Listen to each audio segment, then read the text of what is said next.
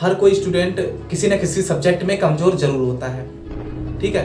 तो बहुत सारे स्टूडेंट्स है ना मैथ से बहुत ही ज़्यादा डरते हैं। वो मैथ को देखते ही एकदम अंदर से पता नहीं क्या क्या सोचने लगते हैं कि मैथ तो मुझसे सॉल्व होगा ही नहीं। तो उसी को लेकर मैंने सोचा क्यों ना मैं इस टॉपिक पर भी एक वीडियो बना दूँ। देखो, जब मैंने मैथ सीखा था तो मैं सबसे पहले अपना बेस बता देता हूँ। मैंने जो पढ़ाई की थी वो हाई स्कूल से सीधी स्टार्ट की। 9th तक मैंने एक सरकारी स्कूल में जो मेरे गांव में था, बस कबड्डी और वहाँ जो खाना, बस 2 ही चीज़ हम लोगों ने की थी। पढ़ाई होती नहीं थी तो हम लोगों को सिर्फ कबड्डी खिलाई जाती थी, उसके बाद और खाना, बस 2 ही चीज़ें होती थी। लेकिन जब मैं 9th में आया तो 9th में जब प्राइवेट स्कूल में मैंने एडमिशन लिया, हमारे गाँव से थोड़ा ही पास में था स्कूल, तो वहाँ पर भी मैंने स्कूल में एडमिशन लिया। तो जब बच्चे थे तो वो सोचते थे कि ये कहाँ से है, मतलब हम लोगों को एक तरह से ये समझो जंगली मानते थे। वो सोचते थे कि हम लोग सभी थे, तो मुझे भी उसी तरह से उन्होंने माना कि ये भी सभी जंगली हैं, क्योंकि हम लोगों को कुछ आता नहीं था, हम लोग सरकारी स्कूल से निकले हुए बच्चे थे। तो लेकिन मेरा मैथ के प्रति थोड़ी रुचि थी। कहते ना कि देखो, कोई भी स्टूडेंट अगर किसी सब्जेक्ट में कमज़ोर है तो या तो वो खुद की वजह से या फिर किसी टीचर की वजह से, यानी कि टीचर को या तो पढ़ाना नहीं आ रहा है या फिर स्टूडेंट खुद पढ़ना नहीं चाहता है। अगर टीचर पढ़ाना चाहता है और स्टूडेंट खुद सीखना चाहता है और फिर भी नहीं सीख पा रहा है, तो समझ लीजिए कि उसे वो ट्रिक या उसे वो टिप नहीं मिल पा रही है जिसकी वजह से वो इस सब्जेक्ट को सीख सके, इस सब्जेक्ट को आसान कर सके। तो वही आज ट्रिक एंड टिप्स मैं आपको बताऊंगा। तो उस समय फिर मैंने हाई स्कूल में क्या किया, एक कोचिंग ज्वाइन की। वो मेरे सर हैं। अब मैं कुछ भी मानूं कि अपने आप को बहुत बड़ा भाग्यशाली मानूं या कुछ भी मानूं कि मैं कुछ नहीं था, मैं कुछ भी नहीं जानता था, ना हिंदी सही से लिखना जानता था, पर मैथ में मैंने कमाल कर दिया। हाई स्कूल में मेरे 28 मार्क्स आए थे विदाउट प्रैक्टिकल के 28, जिसकी वजह से मेरी क्लास में 69 स्टूडेंट्स थे।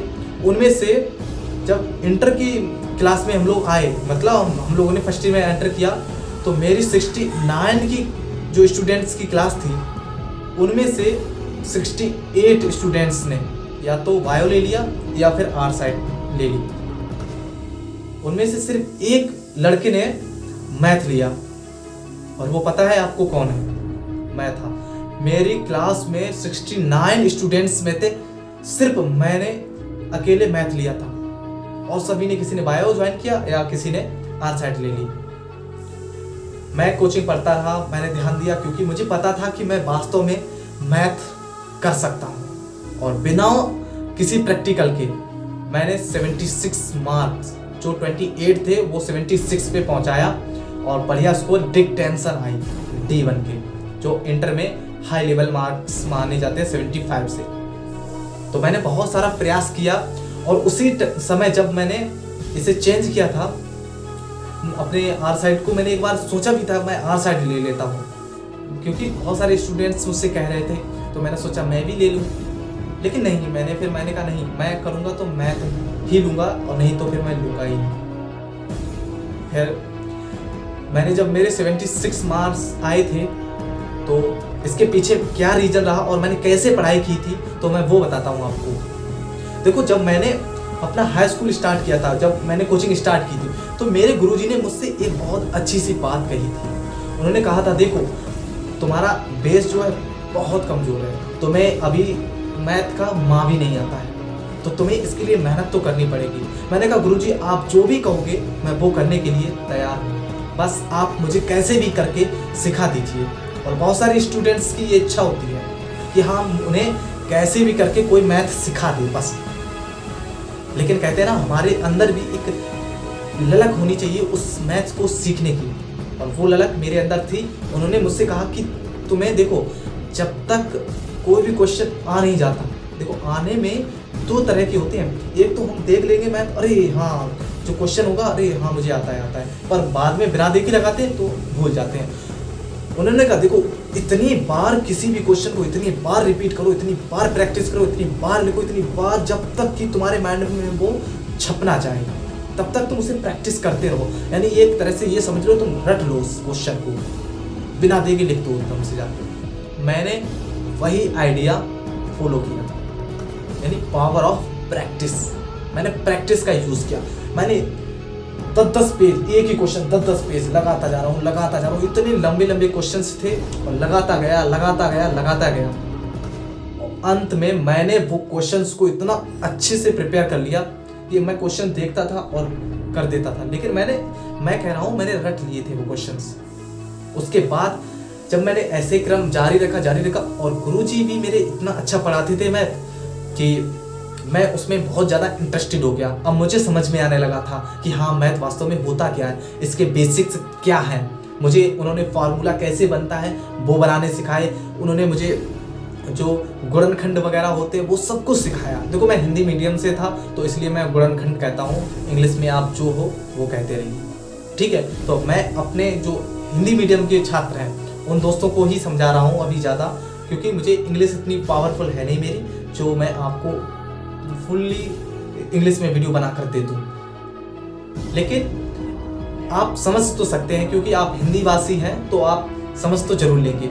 तो मैंने क्या किया कि मैथ को इतना अच्छे से, देखो हर रोज मैं क्या करता था, जैसे मेरे गुरुजी ने क्वेश्चंस मेरे जो सॉल्व करवा दिए तो मैं उन्हें आके रूम पर, घर पर रफ लेता था। पहले देखता था उन्हें, कई बार देखता था। उसके बाद मैं कॉपी उठाता था, उन्हीं क्वेश्चंस को बार बार लिखता था। मतलब इतनी बार मैंने उन क्वेश्चंस को लिखा कि मैंने उन क्वेश्चन को बिल्कुल रट लिया। और जब गुरुजी मुझे पढ़ाते रहे तो मेरे समझ में वो सारे क्वेश्चंस आते गए और आखिरकार मैंने उन सारे क्वेश्चंस को सही से तैयार कर लिया और मुझे कॉन्फिडेंस हो गया कि हाँ, अब मैं मैथ कुछ ना कुछ सीखने लगा हूँ और समझ में आने लगा है मुझे। मैं जब स्कूल में गया, जो बच्चा 9th में बहुत ज़्यादा मैथ में कमज़ोर था, जिसके पास कुछ भी मतलब ऐसा नहीं था कि अपने टीचर को कुछ बता सके, लेकिन जब मैं हाई स्कूल में गया तो मेरी क्लास के बच्चों ने एक चमत्कार सा देखा। उन्होंने कहा कि जो लड़का बिल्कुल नहीं जानता था, हिंदी भी सही शुद्ध लिखना नहीं जानता था, यार वो टीचर को ही बता दे रहा है, टीचर उलझ रहा है क्वेश्चन में, उसे ही बता रहा है कि सर ये ऐसे नहीं ऐसे कर दो। तो वो लोग आश्चर्यचकित हो गए, क्योंकि मैंने इतनी प्रैक्टिस करनी थी उन क्वेश्चंस की, जो भी मुझे कठिन लगने लगा मैंने वो सब आसान कर लिया। और आपको भी मैथ को सरल करने के लिए सबसे पहला जो फार्मूला यही अप्लाई करना चाहिए। और दूसरा फार्मूला मैं बताऊंगा, देखो मैंने आपको इसीलिए रटने का ये मेथड बता दिया क्योंकि आप रट लेंगे तो आपको क्वेश्चन बाद में, भले ही अभी नहीं समझ में आएंगे लेकिन बाद में समझ में जरूर आ जाएंगे। और दूसरा मेथड मैं बताऊंगा कि आप जब समझ में आने लगे तो उन क्वेश्चंस को समझकर ही करना स्टार्ट कर दीजिए। और हाँ, प्रैक्टिस मेक्स परफेक्ट, तो आपको प्रैक्टिस लगातार करनी ही होगी। देखो मैथ कोई ऐसा सब्जेक्ट नहीं है जिसे एक बार पढ़ लिया और आप जिंदगी भर के लिए याद कर गए, ये ऐसा सब्जेक्ट नहीं है। आप इस बात को स्वीकार कीजिए कि आपको इस मैथ की प्रैक्टिस लगातार और निरंतर करते ही रहना पड़ेगा।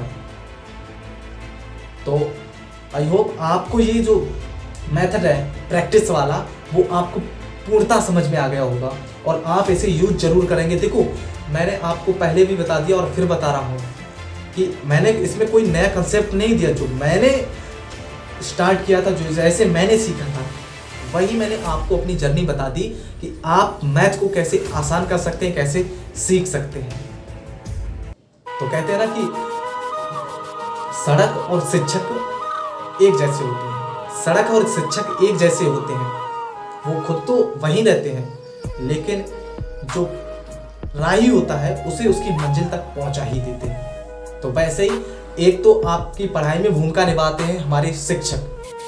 अगर आपको अच्छे शिक्षक मिल गए तो आप समझ लीजिए कि आपकी जिंदगी पूर्ण हो गई। एक तरह से आप जो सीखना चाहते होंगे वो सब कुछ सीख जाएंगे और आपके अंदर भी एक डेडिकेशन, एक ललक होनी चाहिए सीखने के प्रति।